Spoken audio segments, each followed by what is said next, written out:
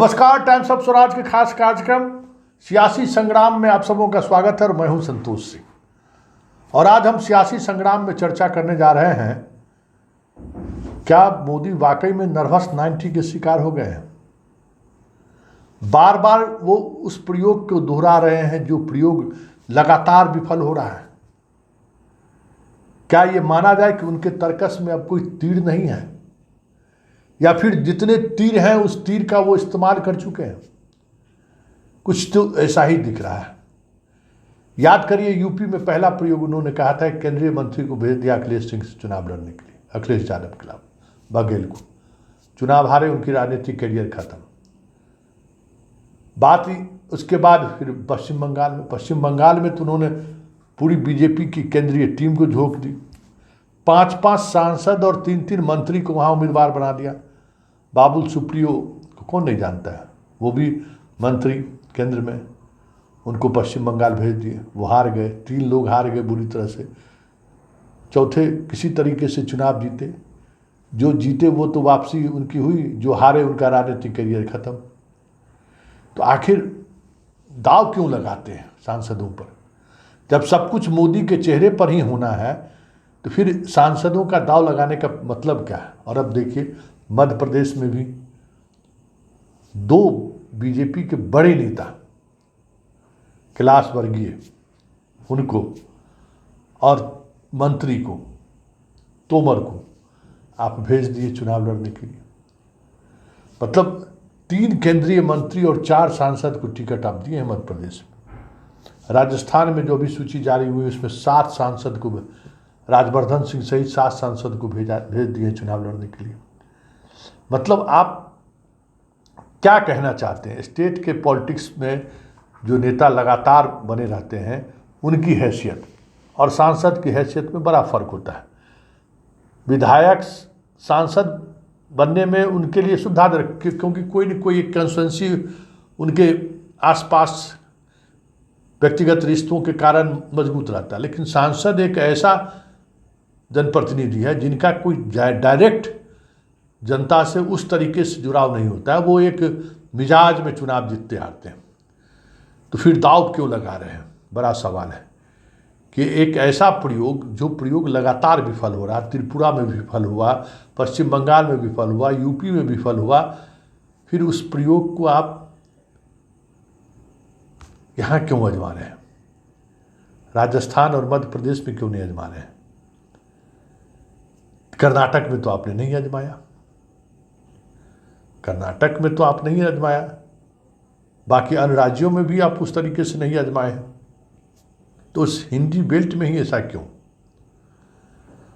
और बंगाल में आपने झोंक दिया। तो इसकी 2 बातें हो सकती हैं। मतलब एक तो ये कि जो नेता राष्ट्रीय फलक पर एक अलग तरह की इमेज, अब राजवर्धन सिंह राठौर को आप मंत्री नहीं बनाए।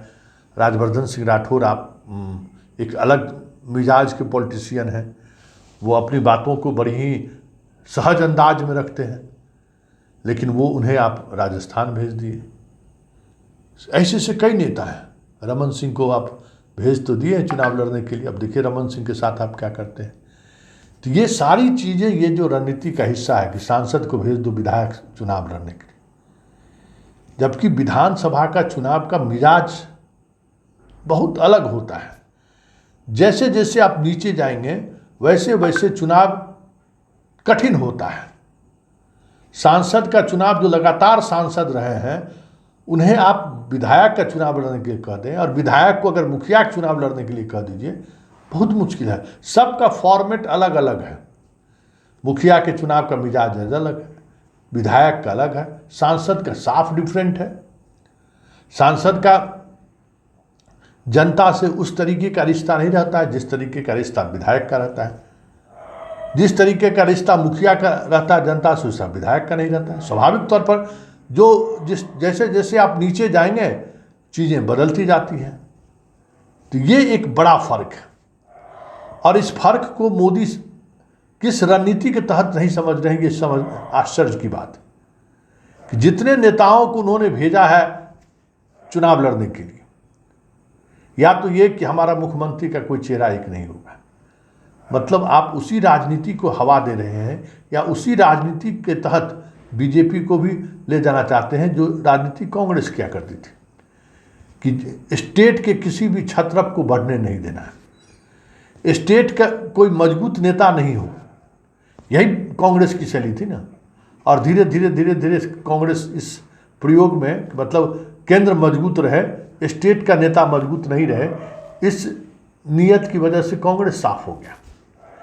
कांग्रेस आज इसीलिए टिकी हुई है कि राहुल गांधी, मतलब गांधी परिवार है तो कुछ खिंचा जा रहा है। लेकिन जहां संगठन और संघ की बात होगी वहां अगर इस रणनीति पर अगर बीजेपी काम करेगी तो फिर बीजेपी को के नैया को डूबने से कौन बचा सकता है। आपको वसुंधरा राजे सिंधिया पसंद नहीं है, वही स्थानीय तरीके से वो लगातार मुख्यमंत्री रही है। फायर अभी नहीं है कि वो आपसे बहुत ज़्यादा उम्र में बड़ी है, वो अभी संभावना है उसमें। वो उन्होंने सरकार बनाने की क्षमता उसमें है, तो आप उनको काट रहे हैं। उनके कई समर्थकों को आपने टिकट नहीं दिया है और ऊपर से 7 सांसद को आपने चुनावी मैदान में उतार दिया है। मतलब एक स्थापित लीडरशिप जो राजस्थान में था उसको आप अस्थिर करना चाहते हैं, उसी तरीके से जैसे कांग्रेस किसी दौर में करता था। हाँ, मध्य प्रदेश में शिवराज सिंह चौहान का एंटी इनकम्बेंसी हो सकता है, लेकिन मध्य प्रदेश में इतनी एंटी इनकम्बेंसी के बावजूद भी वो उनकी वापसी तो हुई, चाहे जैसे भी हो। इतनी सीटें तो वो जीत लिए कि कांग्रेस को तोड़ कर उन्होंने सरकार बना ली। ये क्षमता तो शिवराज सिंह चौहान में है। तो आप शिवराज सिंह चौहान को भी आप हाशिए पर कर रहे हैं। बहुत मुश्किल से शिवराज सिंह चौहान अपने आप को संभालने की कोशिश कर रहे हैं, लेकिन वो उनके चेहरे पर साफ तनाव दिख रहा है। छत्तीसगढ़ में भी यही स्थिति है। रमन सिंह को लेकर आपका नज़रिया इस तरीके का रहा कि पिछले चुनाव आप पूरी तरह से हार गए, और इस बार भी रमन सिंह को हम खुली छूट दें इसके पक्ष में आप नहीं हैं। रणनीति क्या है कि स्थानीय स्तर पर लीडरशिप को डेवलप नहीं होने देना है। अगर गुजरात में नरेंद्र मोदी पर भरोसा अगर नहीं जताया जाता तो फिर नरेंद्र मोदी कैसे राष्ट्रीय फलक पर आते। आज देखिए न, राष्ट्रीय स्तर पर नरेंद्र मोदी, राजनाथ सिंह, गडकरी के बाद कोई लेयर है।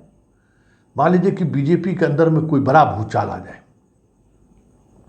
मतलब अमित शाह को ही उत्तराधिकारी अपना बनाना चाहते हैं, ये अलग बात है, और अमित शाह को भी लगता है कि मोदी के बाद में है।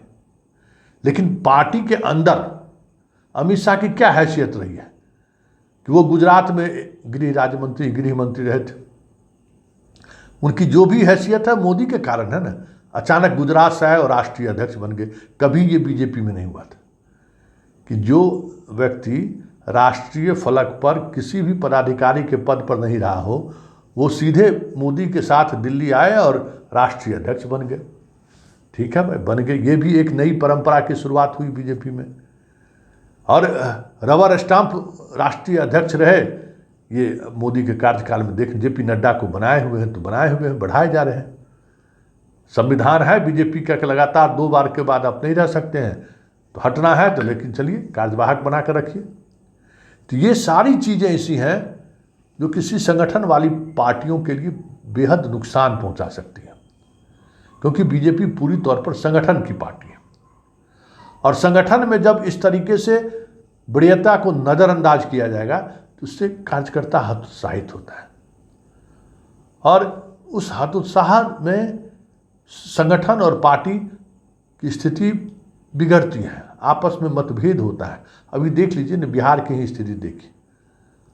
2 महीने के पहले आए, मतलब 1-1.5 साल पहले आए, सम्राट चौधरी अध्यक्ष बन गए। अब लीजिए, इतने लोग जो बीजेपी में बरसों बरस अपना जीवन दे दिए, उससे कोई मतलब नहीं है। तो ये जो कई राज्यों में ये चीज़ें हैं। तो ये जो बीजेपी के अंदर एक नई प्रवृत्ति डेवलप की है, ये प्रवृत्ति ठीक उसी तरीके की प्रवृत्ति है कि सत्ता में बने रहने के लिए कांग्रेस ने तमाम विचारधाराओं से उन्होंने समझौता कर लिया। सत्ता महत्वपूर्ण हो गया, जैसे आज बीजेपी के लिए सत्ता महत्वपूर्ण है। स्टेट में कोई लीडरशिप नहीं रहे, मतलब स्टेट लीडरशिप को खत्म कर दो, मोदी है, बस मोदी है। लेकिन जब चुनाव लड़ने की बारी आती है तो वो सांसद को भी मैदान में उतारने से परहेज नहीं करते। वजह साफ है कि हार मोदी के लिए बहुत ही मुश्किल घड़ी है। वो हार बर्दाश्त नहीं कर सकते। बिहार की हार के बाद कई महीने लगे उनको वापसी करने में। उसी तरीके से कर्नाटक के हार को ये नहीं पचा पाए। बंगाल में वो स्थिति नहीं थी। कर्नाटक में जो स्थिति बनी, जिस तरीके से उन्होंने अपनी पूरी ताकत झोंक दी, फिर भी बंगाल में जनता ने उन्हें जिस तरीके से नकारा, उस सेटबैक से अभी भी बाहर नहीं निकल पाए। और ऐसे में इस तरीके से पार्टी अगर चलाएंगे तो स्वाभाविक तौर पे कांग्रेस और बीजेपी की जो शैली है, दोनों शैली एक ही शैली जैसा दिखेगा। तो फिर आने वाले समय में बीजेपी का हाल कांग्रेस से भी बदतर हो जाए तो कोई बड़ी बात नहीं होगी, क्योंकि ये पार्टी संगठन की पार्टी है और कांग्रेस एक परिवार की पार्टी है। परिवार के किसी भी सदस्य में अगर ऊर्जा रहे या न रहे, जिंदगी बची हुई है तो पार्टी उसके पीछे पीछे चलती रहती है, उतार चढ़ाव होता रहता है। लेकिन संगठन के पार्टी में, जहाँ संगठन ही महत्वपूर्ण हो, वहाँ अगर इस तरीके से चीज़ों को नज़रअंदाज किया जाए तो फिर पार्टी संगठन को संभाल कर रखना बहुत मुश्किल हो सकता है। देखिए, ये मोदी का आखिरी ही प्रयोग है। इन राज्यों के चुनाव के बाद सीधे तौर पर लोकसभा का चुनाव लड़ना है और इतना तय है कि इन राज्यों में अगर बीजेपी की वापसी नहीं हुई तो फिर इस बार 2019 वाली स्थिति नहीं होने वाली है, क्योंकि इस हार के बाद बीजेपी के अंदर पिछले 9 वर्षों से जो पार्टी कार्यकर्ताओं में, नेताओं में जो मोदी को लेकर आक्रोश है, जो आक्रोश अभी तक इसलिए थमा हुआ है कि मोदी चुनाव जिताने वाले चेहरे के रूप में है। जैसे ही यह लगेगा कि मोदी में अब वो छवि नहीं रही या मोदी का वो प्रभाव नहीं रहा, सबसे पहले बीजेपी के अंदर से बगावत होगा।